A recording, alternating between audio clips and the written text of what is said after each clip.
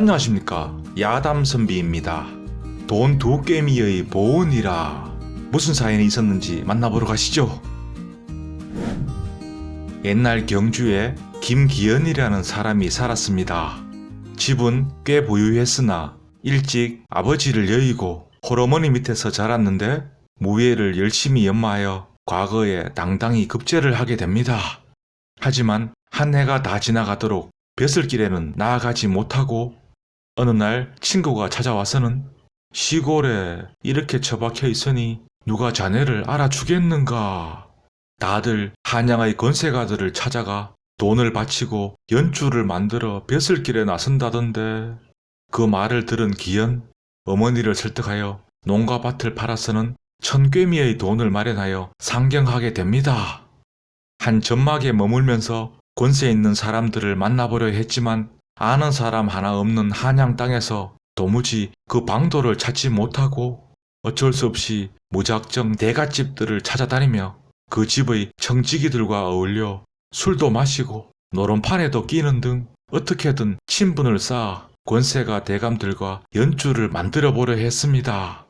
하지만 일이 뜻대로 되지 않고 그렇게 술과 노름으로 지내다 보니 1년도 채 못 되어 가져간 돈 1000꿰미가 다 떨어지고 맙니다. 그는 곧장 경주 집으로 내려와서는 암흑의 정승이나 판서들이 모두 저와 절친입니다.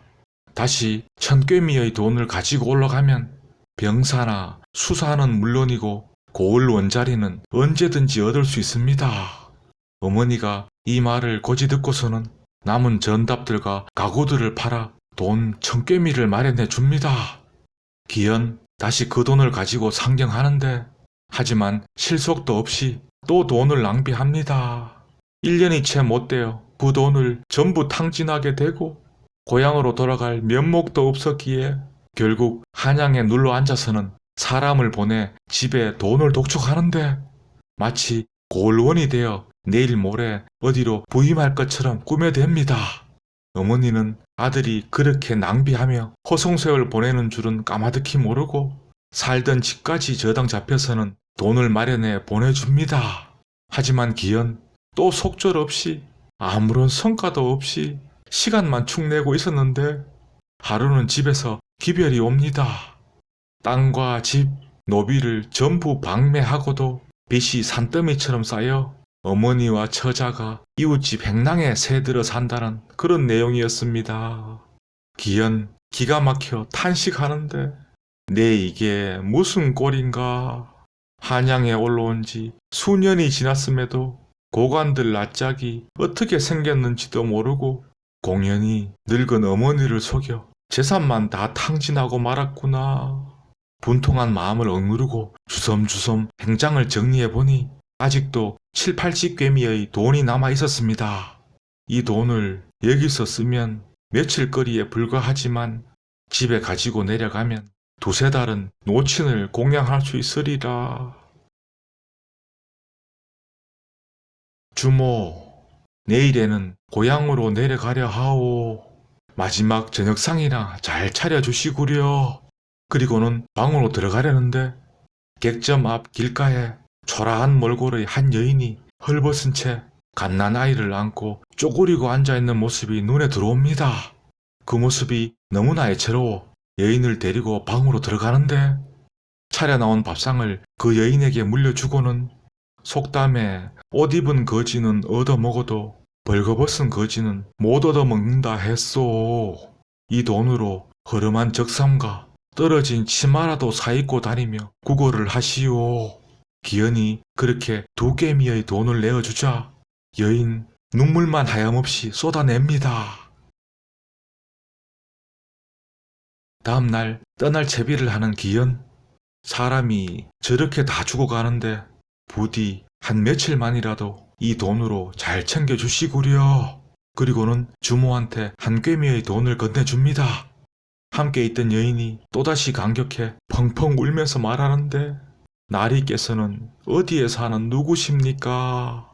허허, 나는 나리가 아니오. 그저 무가에 급제하고도 백수건달로 지내는 경주의 김선달이라오. 언제 다시 뵐 수 있을런지요. 난 이제 영영 한양을 떠나가오. 그러하니 언제 다시 보겠소. 그리고는 말을 채찍질하여 뒤도 안 돌아보고 내달아 가버립니다. 주모, 나그네가 이처럼 굶주린 사람을 구해주는 것을 보고서는 네, 자네에게 옷 한 벌을 내어줄 터이니 부엌에서 밥 짓고 불 때는 일이나 거들면서 여기에서 살아가는 게 어떻겠나. 자, 그렇게 여인은 객점에서 지내게 되는데 며칠 뒤에 한 담배 장수가 50발이나 되는 담배 한 짐을 지고 올라와 머물게 됩니다. 주모가 그 값이 궁금하여 물어보자 2괭이면 놓고 가지요. 그러자 옆에 있던 여인이 선뜻 나서며 말합니다. 지난번 선달님이 주신 돈으로 딱 되네요. 제게 파세요. 자, 그렇게 담배 50발을 2괭이에 사게 되는 여인. 그런데 한두 달이 지나자 담배값이 치솟는데 50발 한 짐에 거의 20여 괭이의 돈을 받을 수 있었습니다.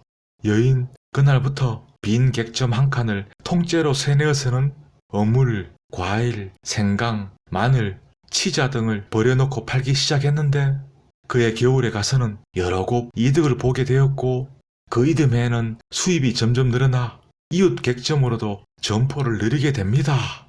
그때부터는 집신이나 종이, 명주, 비단도 취급하였으며 동시에 떡이나 엿, 청주, 탁주 등의 음식물까지 팔게 됩니다. 그 후로도 10여 년간 매년 풍년이 들고 세상이 태평하니 풍류놀이가 한양 거리를 메우고 객점에도 세도가들에게 바치는 복물짐을 실은 말들로 넘쳐났으며 봄 가을에는 과거를 보려는 선비들이 몰려드는 등 그야말로 이루 말할 수 없는 번성한 시대가 도래하게 됩니다.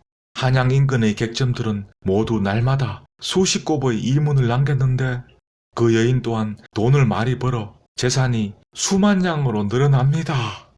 객점 옆에 대궐 같은 집을 사서는 술과 음식을 팔고 그야말로 넉넉하고 풍요롭게 살아가게 되는 여인. 그때부터 마음속에 항상 간직하고 있던 그 은혜 입은 경주의 김선달이라는 분을 찾기 시작하는 여인. 하지만 김씨성을 가진 이가 어디 한둘이었겠습니까? 세월도 많이 흘렀고 도무지 그 단서조차 찾을 수 없었습니다. 그래도 날마다 사람들을 풀어서는 과거에도 급제하고 한양에서 잠시 머물렀던 김씨성을 가진 이를 찾는데 한참의 시간이 흐른 어느 날 드디어 그 김선달을 찾았다는 전갈이 오고 그는 수년 전에 완전 빈털터리가 되었으며 노모를 모시고 산속의 폐가에서 지내며 집신을 삼아 장에 내다 팔고 그의 아내는 삭바느질을 해서 겨우겨우 입에 풀칠이나 하며 살고 있다는 그런 내용이었는데 이런 여인 그날 바로 짐을 챙겨서는 그 김선달이 살고 있다는 곳으로 찾아갑니다. 저를 알아보시겠는지요? 누구? 그 옛날 한양의 어느 객점에서 갓난 아이를 안고 있던 저에게 따뜻한 밥 한 끼를 물려주시고 2괭이의 돈을 건네주신 김선달님. 자네. 저와 함께 한양으로 올라가시지요. 많은 권세가들과 친분을 쌓은 터라 선달님의 벼슬자리도 만들어 두었고 제가 가진 돈으로 거처하실 곳도 다 준비해 두었습니다.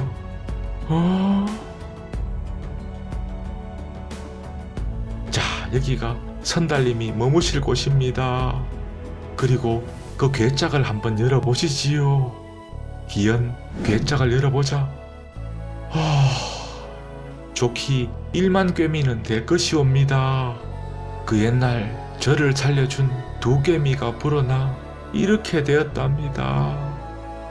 자, 그렇게 기연은 그 여인과 이웃한 저택에 살면서 꿈에 그리던 벼슬길에도 나아가고 넘쳐나는 돈으로 풍요롭고 행복하게 잘 살았다 합니다.